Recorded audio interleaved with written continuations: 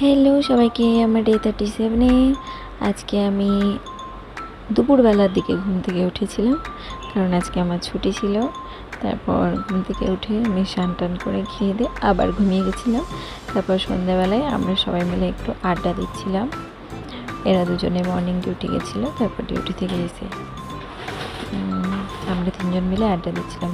তারপর ওরা দুজন রাত্রে খাবার বানাচ্ছিল, এরই মধ্যে আমরা ফুচকা বানিয়ে খেয়ে নিয়েছিলাম। তখন ফুচকা বানিয়ে খেয়েছিলাম, তখন অলরেডি কারেন্ট চলে গেছিলো, তো আমরা অন্ধকারেই বসে বসে ফুচকা খেয়ে নিয়েছি মোবাইলের লাইট জ্বেলে। তারপর আমরা আজকে একটু রান্না বান্নাও করেছিলাম, সেগুলো আর ভিডিও নেওয়া হয়নি রান্নার। এইভাবেই দিনটা কাটলো, সারাদিন পুরো রেস্ট নিয়ে আরাম করে।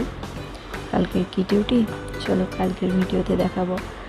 আর আজকে এই চাইনিজটাও আমার ভিডিওতে চলে এসেছিলো, তাই আজকের মতন টাটা।